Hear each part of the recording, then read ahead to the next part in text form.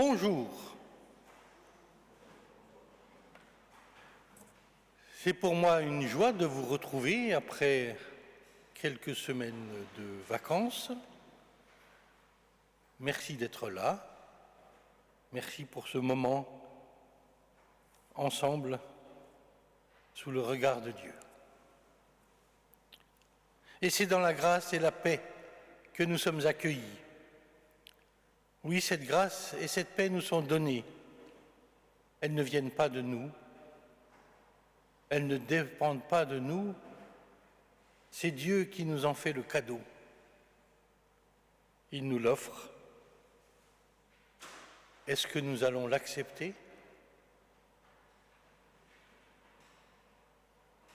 Eh bien, essayons d'y répondre avec le premier répond qu'aujourd'hui toute la terre s'égaye au nom du Seigneur. Le 21-07 que nous reprendrons 3 fois au cours de ce culte. Une seule fois maintenant.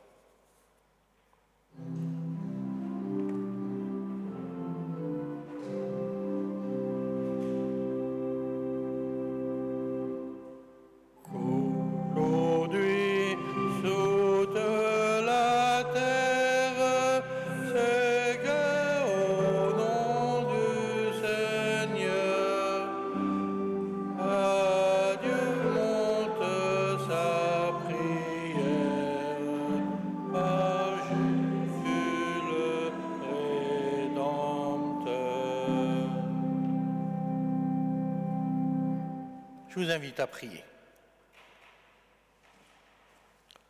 En entrant ici, c'est toi que nous cherchons, Seigneur. C'est en ta présence que nous sommes rassemblés. Chaque jour de notre vie nous rappelle que nous avons besoin de toi pour vivre. Alors, que ce temps de culte nous aide à mieux te connaître, à mieux nous connaître aussi, et nous reconnaître tes enfants, aimés et porteurs de ton amour au monde. Que le chant de louange du psalmiste soit le nôtre, qu'il résonne en nos vies et nous ouvre des chemins de vraie fraternité. Et je vous invite à dire avec moi ce psaume qui s'affiche, le psaume 147, les 7 premiers versets. Ensemble, louez le Seigneur, car il est bon de chanter notre Dieu. Il est doux et beau de le louer. Le Seigneur rebâtit Jérusalem. Il rassemble les bannis d'Israël. Il guérit ceux qui ont le cœur brisé et pansent leurs blessures. Il compte le nombre des étoiles. Il les appelle toutes par leur nom. Notre Seigneur est grand, d'une force immense. Son intelligence n'a pas de limite. Le Seigneur soutient les pauvres, il abaisse les méchants jusqu'à terre. Entonnez un chant pour le Seigneur avec reconnaissance. Jouez de la lyre pour notre Dieu. Et je vous invite à utiliser nos voix pour chanter Dieu avec le 41-28. À Dieu soit la gloire. Je vous invite à vous lever.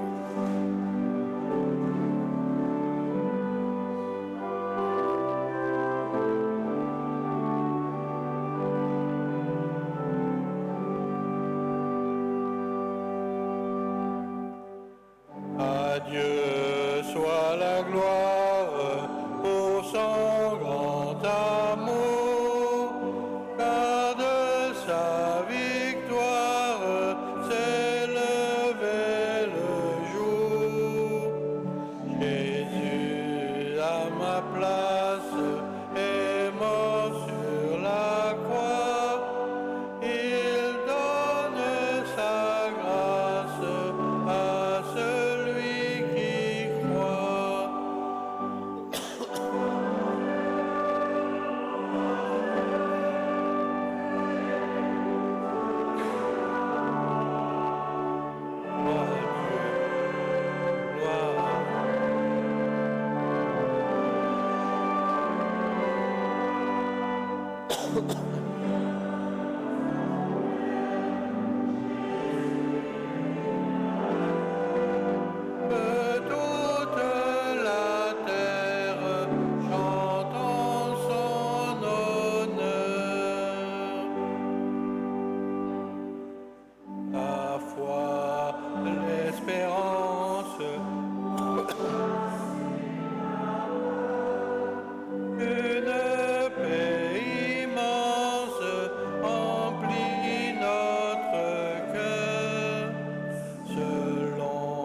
sa promesse, Jésus changera. L'œil en allégresse quand il reviendra. Gloire à Dieu, terre écoute sa voix. Gloire à Dieu, monde réjouis-toi.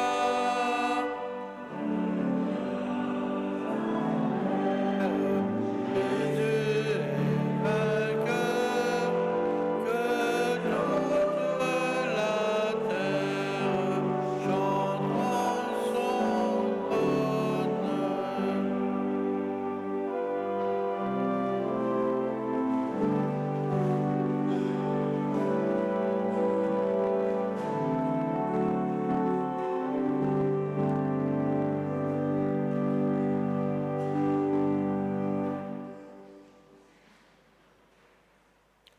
Un rabbin demande à ses étudiants « À quel moment peut-on dire que la nuit est terminée et que le jour a commencé ?» L'un d'eux propose que c'est au moment où l'on distingue un mouton d'un chien. Mais ce n'est pas cela. Alors un autre déclare que c'est quand on est capable de faire la différence entre un figuier et un olivier. Mais ce n'est toujours pas cela. Après plusieurs réponses, le rabbin déclare « C'est au moment où, levant les yeux sur un visage inconnu, vous y voyez le visage d'une sœur ou d'un frère.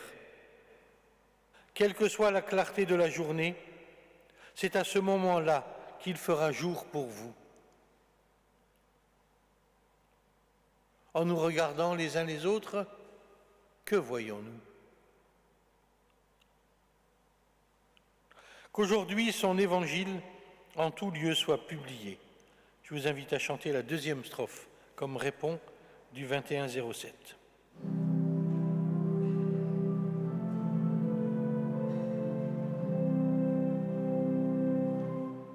Aujourd'hui son évangile en tout lieu soit publié, qu'apporter son jour facile, tout pécheur soit convié.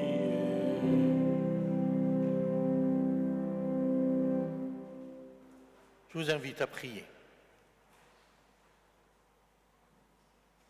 Seigneur, nous venons vers toi pour être sous ton regard. Nous te demandons pardon pour les mauvais regards que nous portons aux autres. Regards de défiance, de méfiance, de mépris, ou même pire, pas de regard du tout. Nous ne regardons qu'à nous-mêmes. Pardonne-nous notre égoïsme. Nous n'aimons pas, nous supportons, nous sommes indifférents. Que ton regard sur chacun de nous nous aide à voir combien tu nous aimes. Que ton regard nous fasse comprendre ton pardon et ta grâce. Amen. Qu'aujourd'hui, beaucoup d'esclaves de l'erreur et de la mort soient tirés de leurs entraves par la grâce du Dieu fort.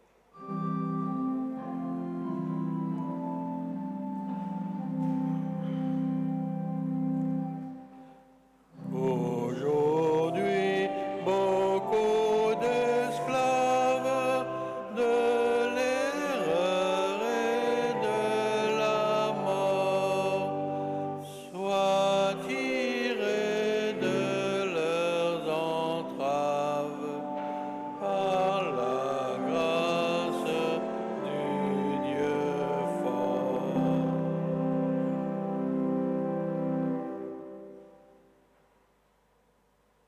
Les humains vont à Dieu dans leur misère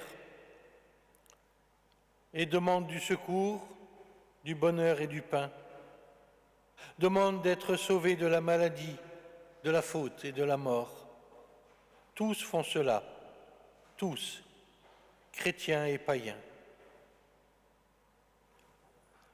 Des humains vont à Dieu dans sa misère, le trouvent pauvre et méprisé, sans asile et sans pain, le voient abîmé sous le péché, la faiblesse et la mort. Les chrétiens sont avec Dieu dans sa passion. Dieu va vers tous les humains dans leur misère. Dieu rassasie leur corps et leur âme de son pain. Pour les chrétiens et les païens, Dieu souffre la mort de la croix et son pardon est pour tous, chrétiens et païens. Amen. Qu'aujourd'hui, remplis de joie en écoutant son appel, bien des cœurs trouvent la voie qui va de la terre au ciel.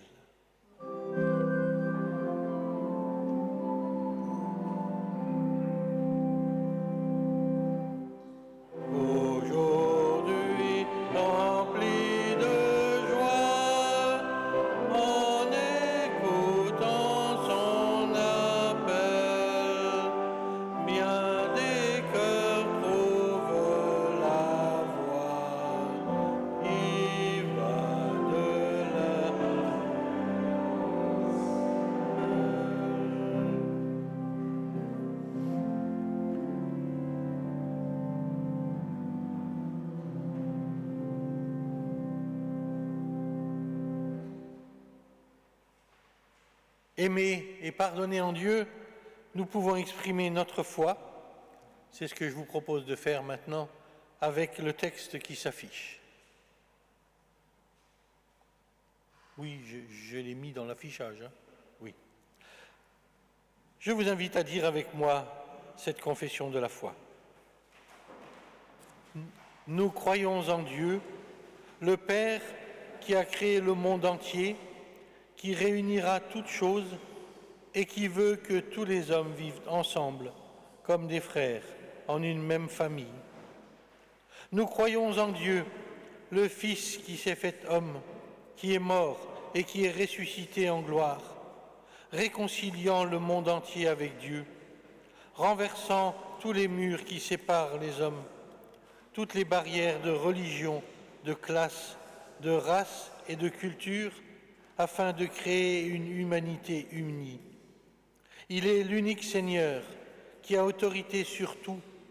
Il appelle chaque homme et la société, l'Église et l'État à la réconciliation, à l'unité, à la justice et à la liberté.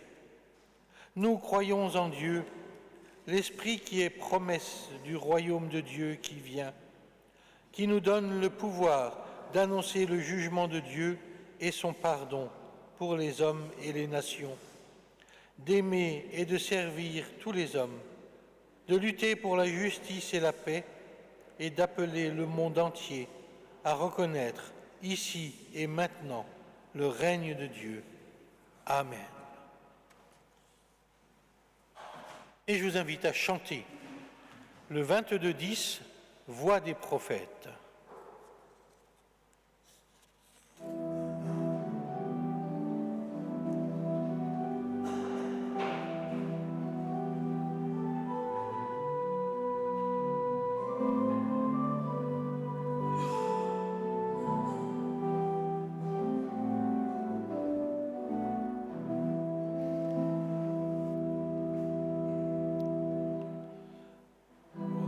Des prophètes,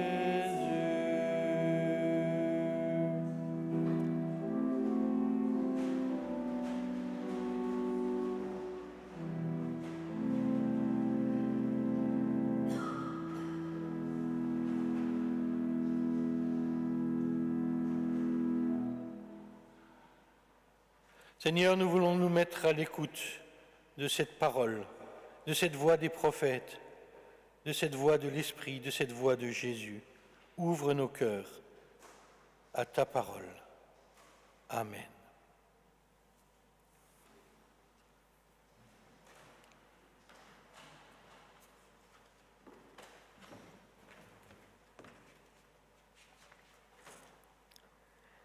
Nous lisons tout d'abord dans le livre du prophète Ésaïe, au chapitre 29, les versets 17 à 24.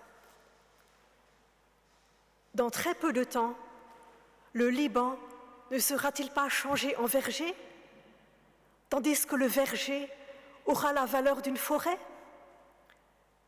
En ce jour-là, les sourds entendront la lecture du livre et, sortant de l'obscurité et des ténèbres, les yeux des aveugles verront. De plus en plus, les humbles se réjouiront dans le Seigneur, et les pauvres gens exulteront à cause du Saint d'Israël. Car ce sera la fin des tyrans, les railleurs seront anéantis, et tous ceux qui sont à l'affût du mal seront exterminés. Ainsi, ceux qui font condamner quelqu'un par leurs paroles, ceux qui tendent des pièges au cours des débats du tribunal et attirent l'innocent dans l'abîme. C'est pourquoi, ainsi parle le Seigneur, le Dieu de la maison de Jacob, lui qui a racheté Abraham. Désormais, Jacob ne sera plus déçu, son visage ne pâlira plus, car en voyant ce que j'ai fait au milieu d'eux, ces enfants, ils sanctifieront mon nom, ils sanctifieront le Saint de Jacob, ils trembleront devant le Dieu d'Israël. Les esprits égarés découvriront l'intelligence, et les récalcitrants accepteront qu'on les instruise.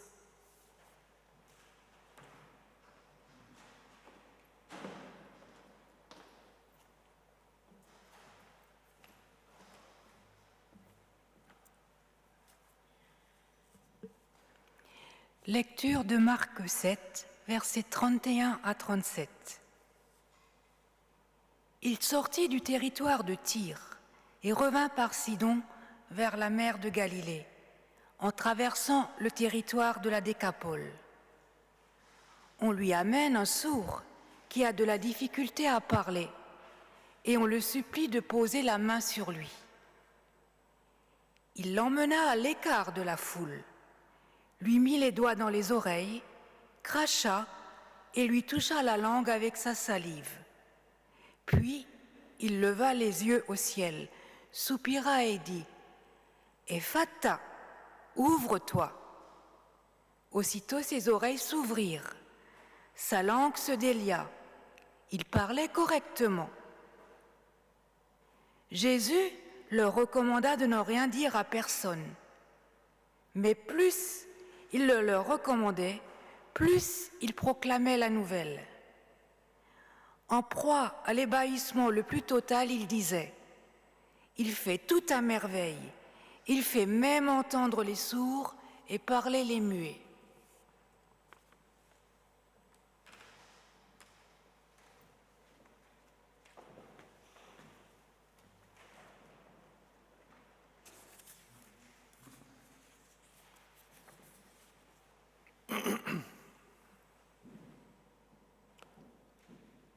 À Jérusalem, en l'an 33, quelques jours après la fête de la Pentecôte, Pierre et Jean, des disciples de Jésus, montent au temple pour participer à la prière de l'après-midi. Comme tous les jours, un mendiant est assis à l'entrée, appelée la Belle Porte. Pierre et Jean ont déjà entendu parler de lui, car ici tout le monde connaît son histoire. Il est infirme de naissance et incapable de se tenir sur ses pieds. Alors chaque jour, des voisins l'apportent et le déposent là pour qu'il puisse demander l'aumône à tous les gens qui viennent au temple. Jour après jour, depuis de longues années, il est là du matin au soir, à tendre la main, dans l'espoir de recueillir de quoi manger. Voyant approcher Pierre et Jean, il tend la main vers eux pour quémander une piécette. En venant au temple, Pierre avait déjà vu cet homme mendier. Mais ce jour-là, cette main tendue vers lui dans l'attente d'une éventuelle aumône le bouleverse. Car cette fois-ci, derrière cette main tendue, il voit un homme. Et Pierre se sent profondément ému. Pour la foule qui vient au temple, cet homme n'est qu'une main tendue pour mendier. Parmi tous ceux qui lui donnent une pièce, combien y en a-t-il qui ont conscience que leur geste, que cet homme leur rend aussi un service? En effet, quand ils viennent aux offices et aux prières, ce mendiant leur donne l'occasion de pratiquer l'aumône, un des piliers de la foi. En lui faisant la charité, ils se mettent, selon eux, en règle avec Dieu. Cela mériterait bien un peu de sympathie, un regard chaleureux et quelques paroles amicales. Mais lui, il reste là, à la porte du temple, avec interdiction absolue de s'y faire porter, parce que son infirmité fait de lui un impur, un exclu du lieu saint, un exclu de la communauté de prière, un exclu du peuple saint. Il est pourtant fils du peuple juif autant que tous, fils d'Abraham au même titre qu'eux. Mais pour eux tous, il n'est qu'une main tendue qui mendie de quoi survivre. Une main tendue et un alibi pour être en règle avec la religion. Pierre est bouleversé. En voyant cet homme assis là avec sa main tendue, c'est comme s'il se souvenait. Il se revoit dans sa barque de pêche sur le lac de Tibériade, du temps où il n'était encore que Simon le pêcheur.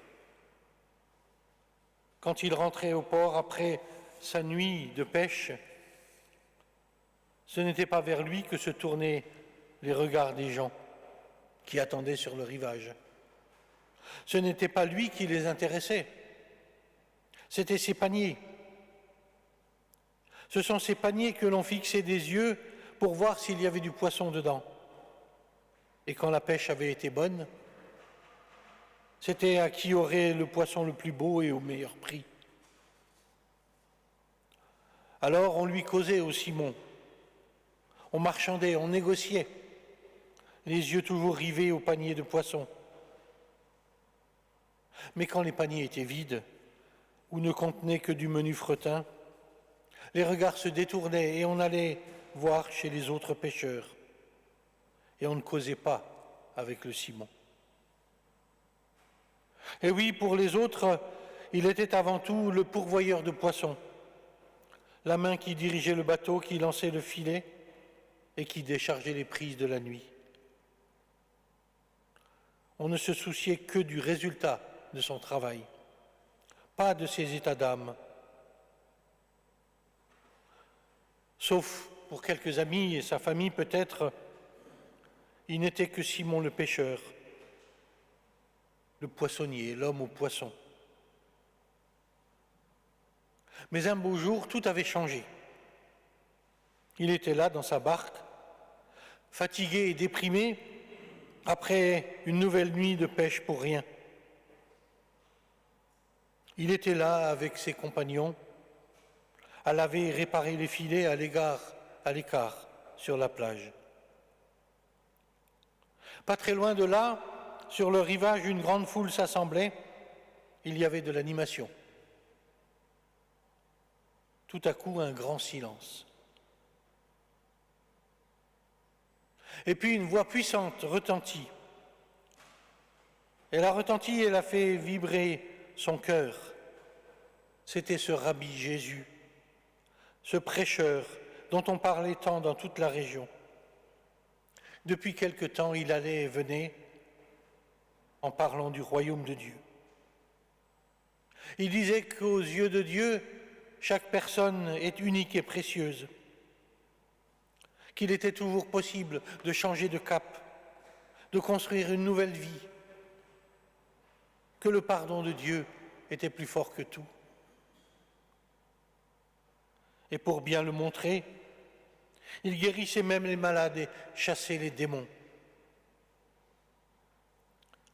En ce jour-là, ces paroles vigoureuses firent monter dans le cœur de Simon, le pêcheur, des vagues d'émotions, aussi puissantes que les flots rugissants des tempêtes en mer. C'était comme si Jésus parlait uniquement pour Simon, pour lui. Et puis, il y a eu ce regard qui le saisit et qui l'enveloppa. Jésus s'était approché et lui demanda de pouvoir monter dans la barque et de s'éloigner un peu du rivage, tellement la foule le pressait. Alors, laissant là ses filets, Simon accepta et il ne perdit rien du tout de ce que Jésus annonça ce jour-là. Chaque mot le touchait et résonnait pour lui. Il vibrait de tout son cœur et de toute son âme.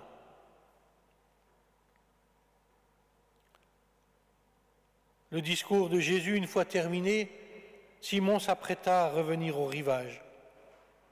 Mais à nouveau, le regard de Jésus se posa sur lui, un regard si intense que Simon arrêta les rames dans l'attente d'une parole directement pour lui.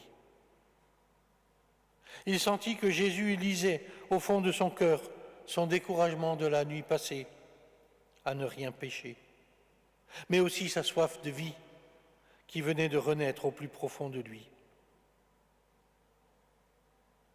Et puis cette parole inattendue, insensée, même en plein après-midi, avance ta barque en eau profonde.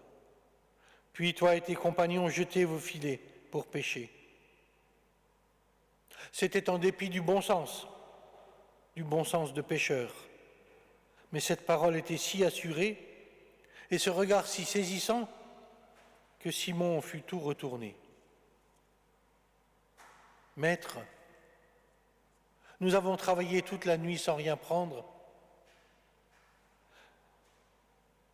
mais parce que toi, tu me dis de le faire, je vais jeter mes filets. Et vous le savez, ce fut une pêche miraculeuse. Là où la foule ne vit qu'une extraordinaire quantité de poissons, Simon et ses compagnons virent l'action de la main de Dieu.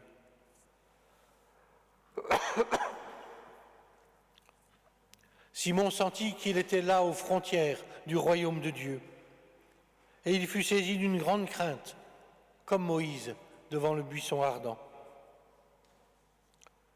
Et puis cette nouvelle parole qui le saisit, « N'aie pas peur, désormais tu seras pêcheur d'hommes. » Ce jour-là, sa vie a basculé. Avec ses compagnons, il partit à la suite de Jésus et devint Pierre, le disciple. Il y eut ces longs mois d'itinérance à travers la Galilée, la Judée et la Samarie. Il y eut la tragédie de Golgotha, le miracle de Pâques et puis les événements de Pentecôte. Et aujourd'hui, Pierre est bouleversé. Ce mendiant couché à la porte du temple, au seuil du lieu où Dieu est proche, il est comme lui il y a quelques mois dans sa barque. Cet homme est unique et précieux aux yeux de Dieu, autant que lui. L'amour et le pardon de Dieu sont autant pour lui que pour tous les autres. Si Jésus était maintenant là, il le guérirait à coup sûr. Alors Pierre pose son regard sur le mendiant, un regard rempli entièrement de l'Esprit de Jésus. Et puis cette parole, regarde-nous bien. Je n'ai ni argent ni or, mais ce que j'ai, je te le donne. Au nom de Jésus-Christ de Nazareth, lève-toi et marche. Une parole inattendue, insensée pour les hommes. Car si cet homme est un infirme depuis sa naissance, seul Dieu pourrait le guérir s'il le voulait. Et c'est le miracle, le signe de l'action de Dieu à travers le nom de Jésus et de la foi de Pierre. Cet homme sent la force revenir en lui et son corps renaître. Il se lève et bondit comme un cabri pour entonner un Alléluia retentissant et louer Dieu. Et laissant là sa natte, il suit Pierre et Jean dans le temple où jusqu'ici il lui était interdit d'entrer. Et là, comme tous les croyants, il loue et bénit le nom de Dieu pour tous ses bienfaits. Stupéfaction de la foule. Quel est ce prodige? Qui en est l'auteur? Là où la foule ne voit que motif à s'étonner, à s'inquiéter ou à s'extasier. Pierre leur fait voir la main tendue, le regard compatissant et la promesse d'amour de Dieu en Jésus-Christ. La promesse que Dieu a faite par les prophètes est pour vous. Et vous avez part à l'alliance que Dieu a conclue avec vos ancêtres quand il a dit à Abraham « Je bénirai toutes les familles de la terre à travers tes descendants ». Ainsi Dieu a fait apparaître son serviteur Jésus pour vous d'abord. Il l'a envoyé pour vous bénir en détournant chacun de vous du chemin de l'égarement. Et aujourd'hui, cette promesse, elle est pour chacune et chacun d'entre nous. Et aujourd'hui encore, nous sommes invités à renaître en se laissant saisir par la force de l'Évangile. Amen.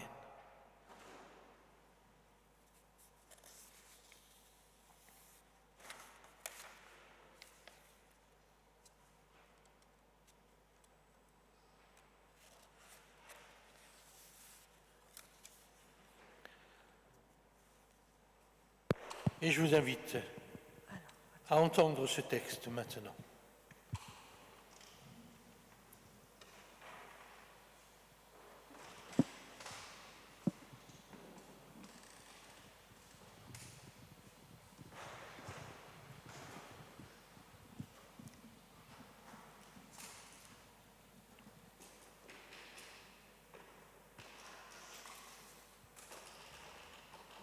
Nous lisons dans le livre des...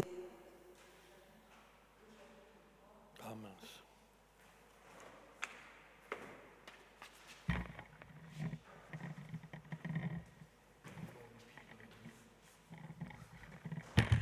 Chez moi, j'avais chapitre. C'est 3. Nous lisons dans le livre des Actes au chapitre 3, les versets 1 à 10.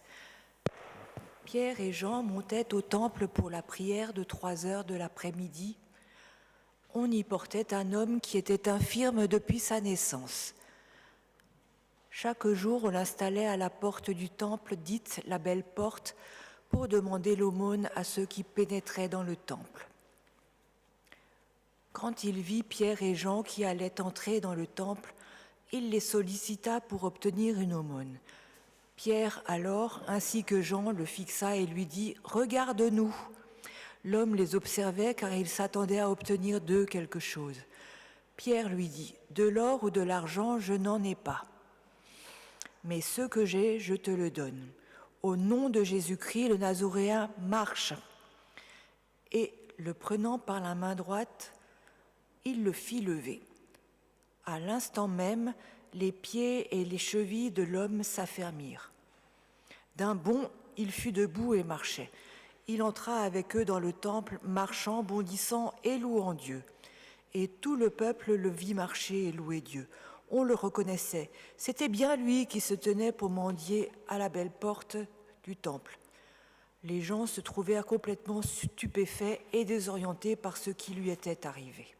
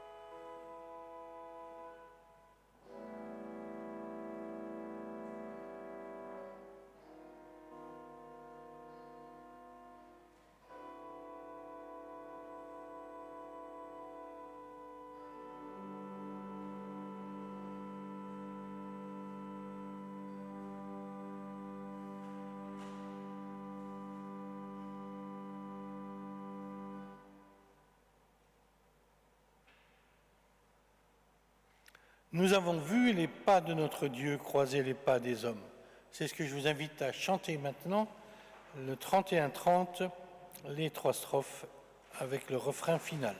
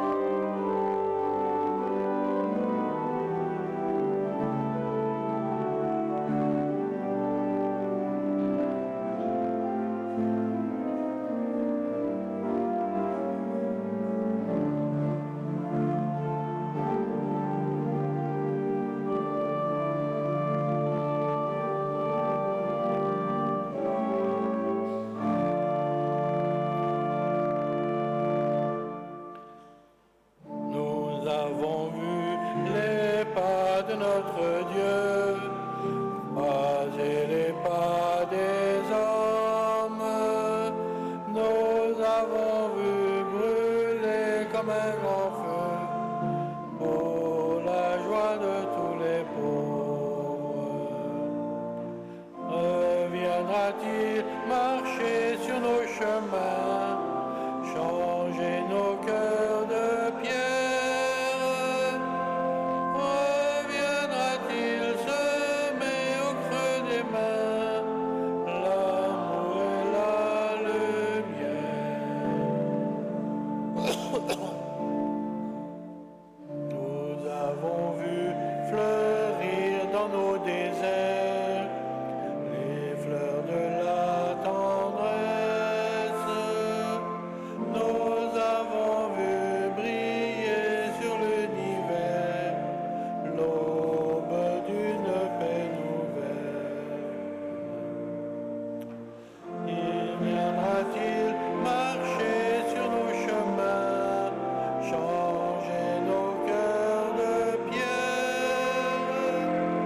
Reviendra-t-il semer au creux des mains l'amour et la lumière? Nous avons vu danser les malheureux, comme au jour de la fête. Nous avons vu renaître au fond des yeux l'espérance déjà morte. Il reviendra au terme du chemin, nous prendrons sa lumière. Il reviendra nous prendre par la main pour vivre auprès du Père.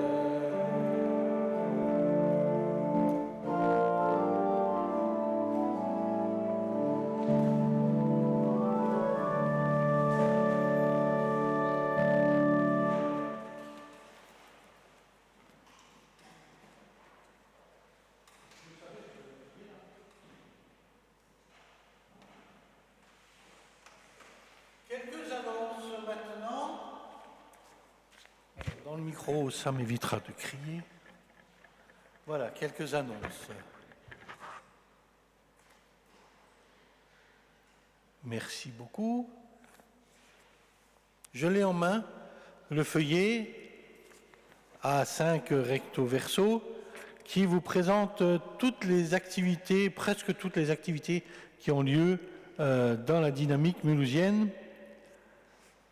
Donc servez-vous-en, servez-vous à la sortie tout à l'heure, c'est sur la table à gauche en sortant.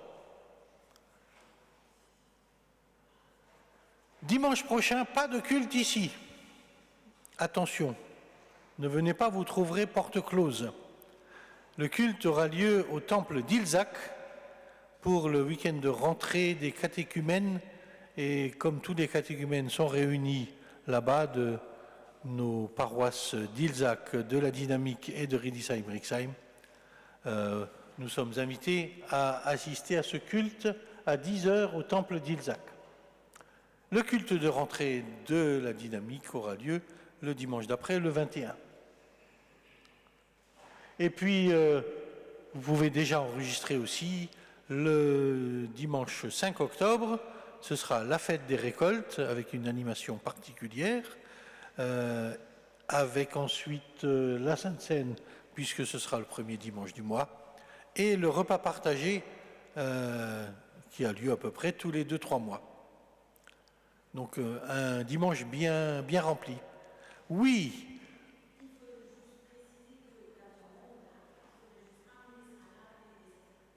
J'ai pas entendu, je suis désolé, j'ai pourtant mis mes appareils.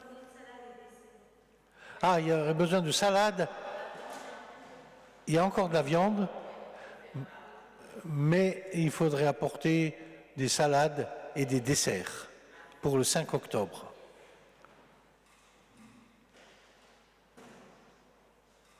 Les enfants seront les bienvenus au culte de rentrée le 21.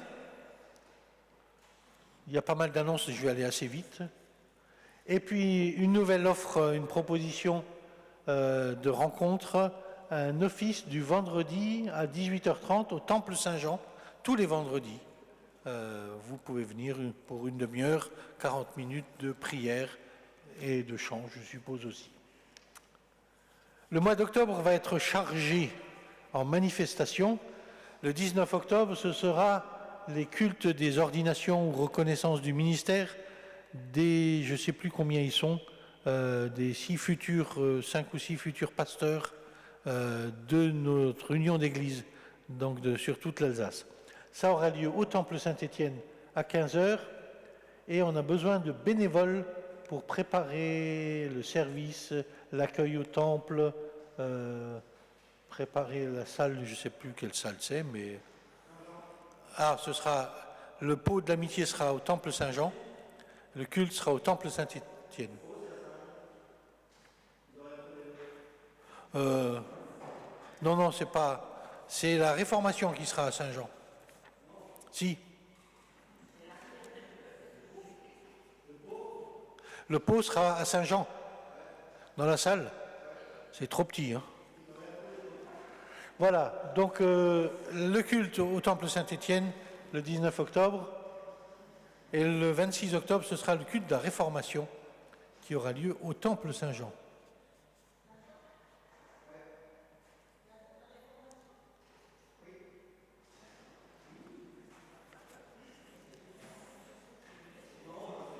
Voilà, on en reparlera d'ici là.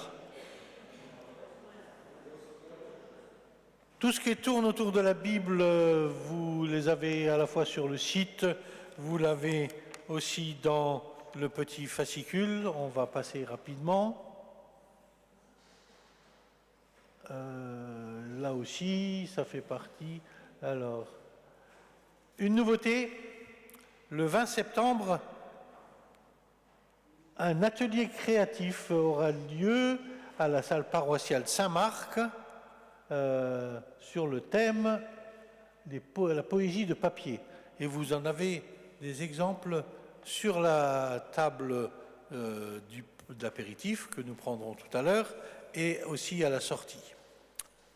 Donc si vous voulez utiliser vos mains et vos têtes aussi, vous pouvez participer à cet atelier. Il y en aura comme ça tout au long de l'année avec différents thèmes proposés.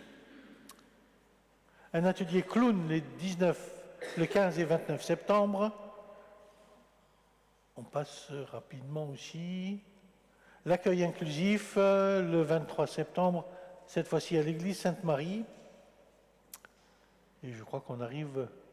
Le groupe visiteur se retrouve le 24 septembre. On passe rapidement aussi. Et puis, différents conseils. Le conseil commun aura lieu le 18 septembre. Une réunion qui va rassembler les acteurs du culte le 13 septembre. Et puis la suite, on en reparlera.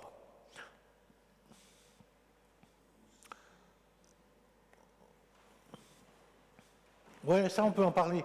Les groupes issus du 1er mars, la rencontre du 1er mars, se réuniront. Le groupe Liturgie le 2 octobre à 19h et le groupe Diaconie le 16 septembre à 19h à Saint-Martin.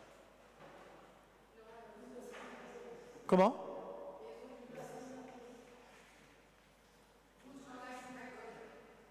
12 rue de la Synagogue, oui, pardon, pas à Saint-Martin, 12 rue de la Synagogue. Merci d'avoir rectifié.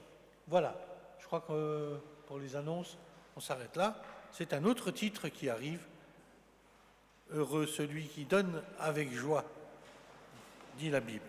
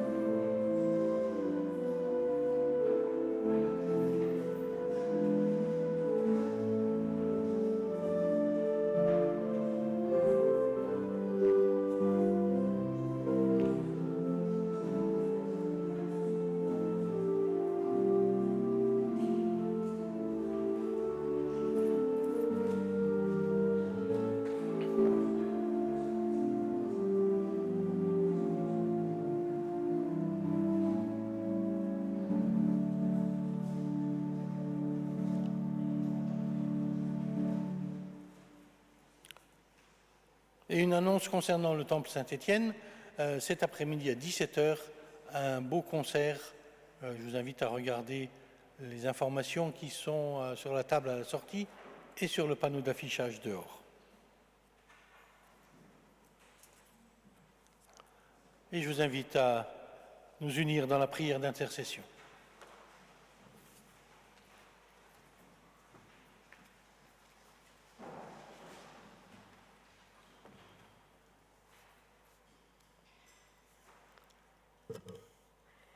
Seigneur, nous te prions pour notre monde qui nie la différence, qui fait de l'assujettissement des peuples et des cultures une garantie de stabilité et de cohésion nationale.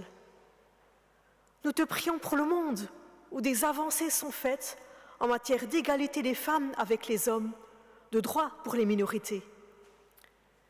Nous te prions pour nos communautés repliées sur leurs habitudes, peu enclines à accueillir la nouveauté et l'imprévu. Nous te prions pour les secteurs où sont menés des projets sociaux, des points d'écoute et d'accueil, pour les conseillers et les pasteurs qui militent pour plus d'ouverture et de convivialité dans leur paroisse. Nous te prions pour nos familles qui affrontent de nombreuses difficultés, maladies et dépendances des plus âgés, scolarité, orientation des plus jeunes, divorces et familles recomposées. Nous te prions pour toutes les familles qui accueillent des enfants placés, des réfugiés ou qui vivent avec une personne handicapée. Nous te prions pour toutes les personnes qui sont sur un chemin de foi, pour celles qui les accompagnent. Nous te prions pour l'appel des jeunes au ministère pastoral, aux fonctions d'enseignants et de catéchètes et de visiteurs de paroisse. Nous te prions pour que chacune et chacun puisse être pris en compte, que personne ne soit laissé au bord du chemin. Nous te prions surtout pour la paix dans nos cœurs, dans nos vies, dans nos relations, dans notre pays, dans le monde, partout où la folie humaine apporte malheur, tristesse et misère. Aide-nous à être porteuses et porteurs de ta paix. Et comme des enfants aimés par toi, nous te disons tous ensemble, Notre Père, qui es aux cieux, que ton nom soit sanctifié, que ton règne vienne, que ta volonté soit faite sur la terre comme au ciel. Donne-nous aujourd'hui notre pain de ce jour. Pardonne-nous nos offenses, comme nous pardonnons aussi à ceux qui nous ont offensés. Et ne nous laisse pas entrer en tentation, mais délivre-nous du mal, car c'est à toi qu'appartiennent le règne, la puissance et la gloire, pour les siècles des siècles. Amen.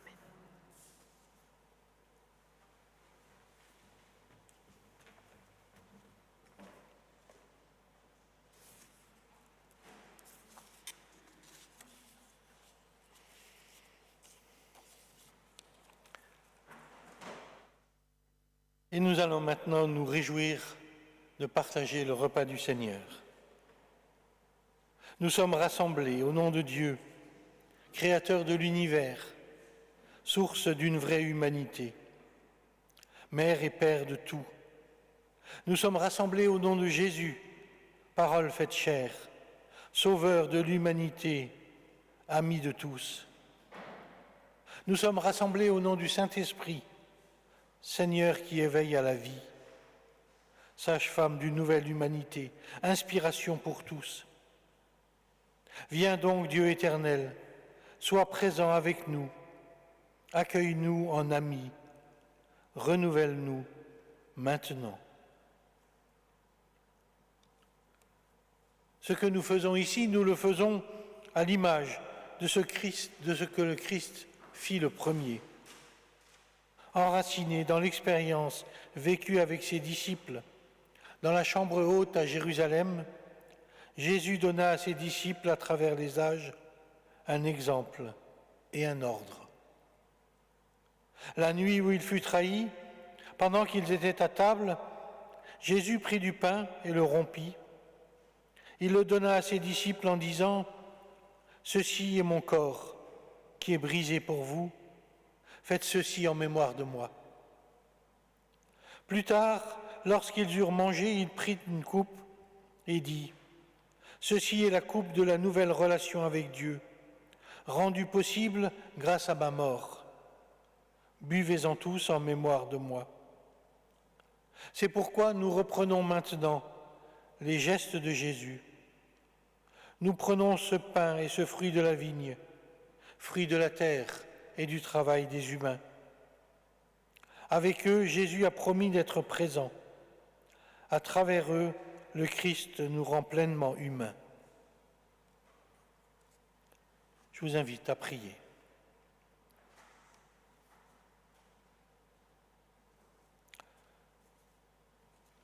Oui, il est vraiment juste et bon de te rendre grâce, car tu nous as fait, et avant nous, tu as fait le monde que nous habitons. Et avant le monde, tu as créé la demeure éternelle dans laquelle, par le Christ, une place nous est réservée. Tout ce qui est impressionnant, tout ce qui est simple provient de toi. Tout ce qui est aimable et tout ce qui est aimant nous parle de toi et trouvera en toi son accomplissement. Reconnaissant pour le monde qui nous est familier et pour l'univers qui dépasse notre compréhension, nous te louons. Toi que l'éternité ne peut contenir, tu es venu sur terre et tu es entré dans le temps de Jésus, en Jésus. Pour sa vie qui modèle la nôtre, pour sa compassion qui change nos cœurs, pour sa parole qui conteste nos généralités sans pertinence, pour sa présence contrariante, sa souffrance innocente, sa mort assumée et son réveil pour une vie qui respire le pardon, nous te louons et nous le célébrons.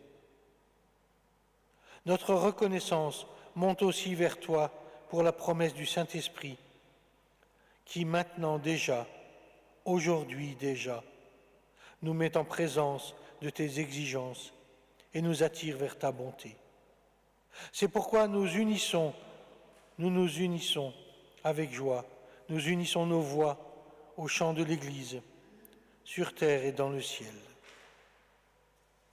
Christ est venu, Christ est né.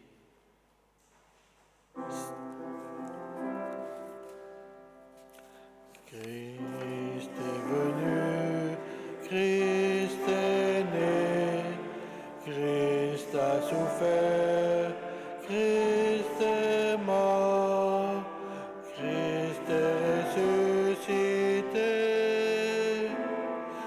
Christ est vivant,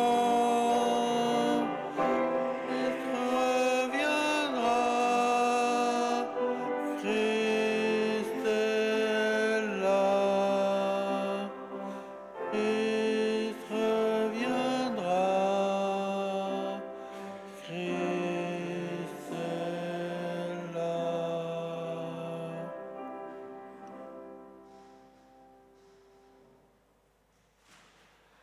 Il était toujours l'invité dans les maisons de Pierre et de Jairus, de Marthe et de Marie, de Johanna et de Suzanne.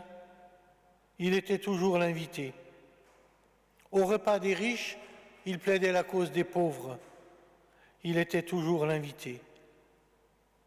Irritant le beau monde, fraternisant avec les isolés, accueillant l'étranger, il était toujours l'invité.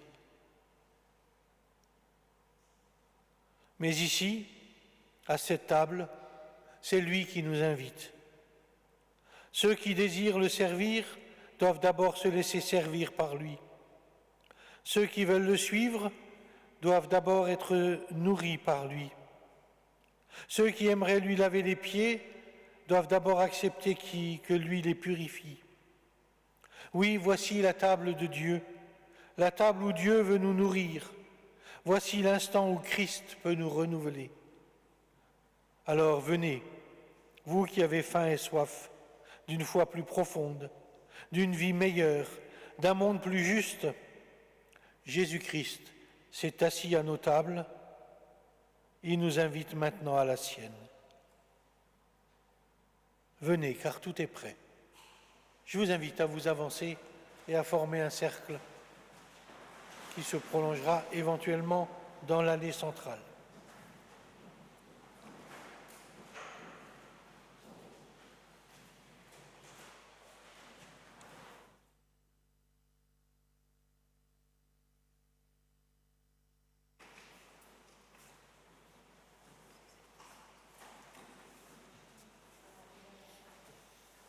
On va essayer de fermer le cercle.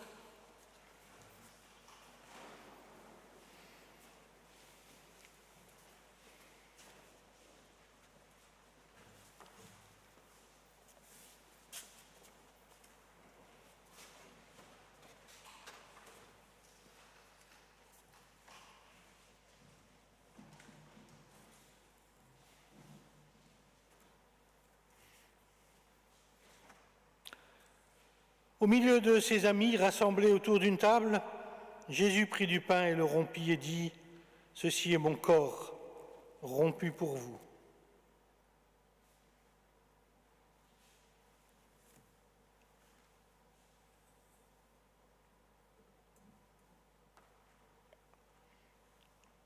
Plus tard, il prit une coupe et dit : « C'est la nouvelle alliance avec Dieu, rendue possible par ma mort.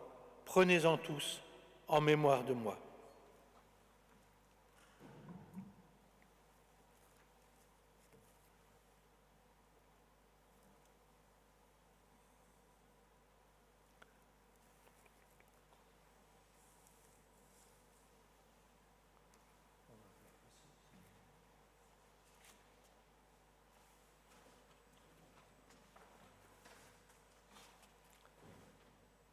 Le plateau avec le vin.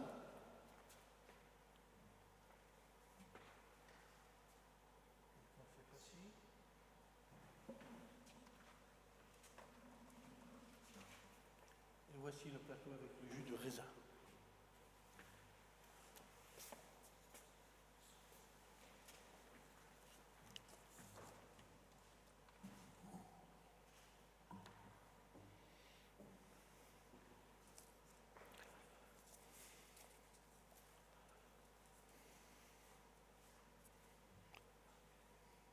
Christ est venu, Christ est né, Christ a souffert, Christ est mort, Christ est ressuscité, Christ est vivant, Christ reviendra, Christ est là, Christ reviendra. Christ est là.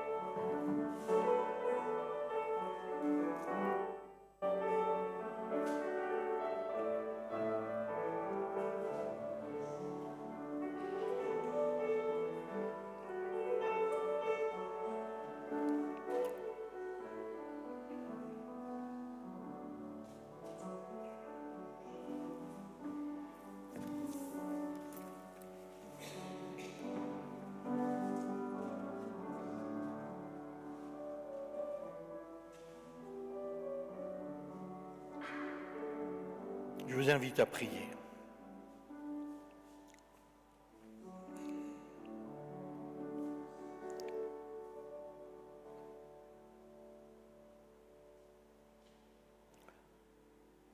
Reconnaissant, profondément reconnaissant pour ce moment, pour ce repas, pour ces frères et sœurs que tu nous donnes.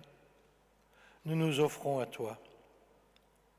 Conduis-nous dehors pour vivre en personnes transformées parce que nous avons partagé le pain de vie et que nous ne pouvons pas rester les mêmes.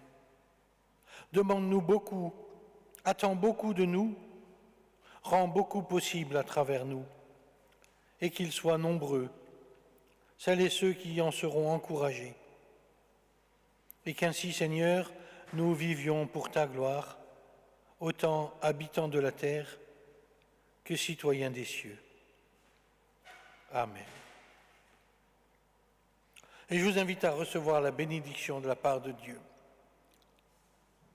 Que Dieu nous rende fertiles en foi, en amour et en bonté, qu'il nous fasse sortir dans la joie, qu'il nous mène plus loin dans la paix, signe de la fécondité du ciel. Amen. Et je vous invite à regagner vos bancs pour un dernier chant et le postlude.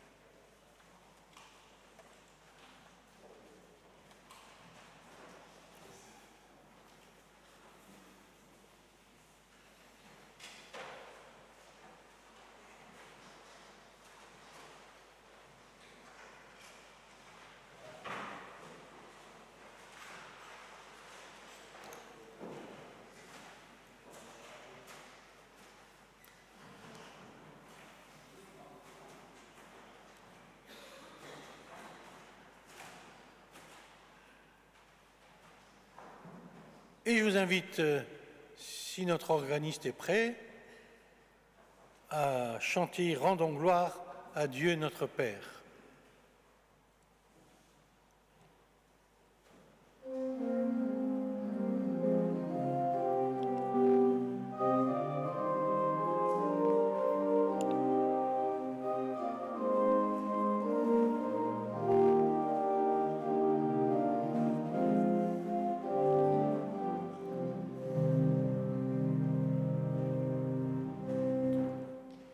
Rendons gloire à Dieu notre Père, bénissons notre Rédempteur, et que l'Esprit Saint nous libère de la tristesse et de la peur.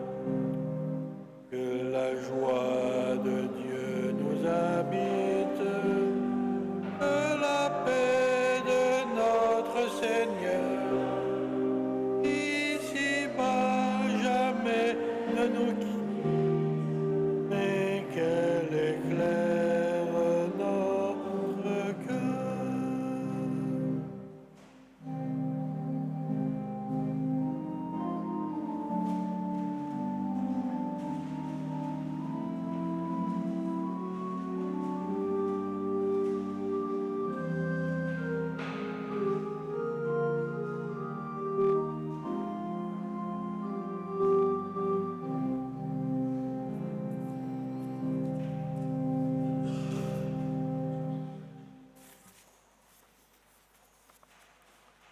Alors, était-ce le postlude?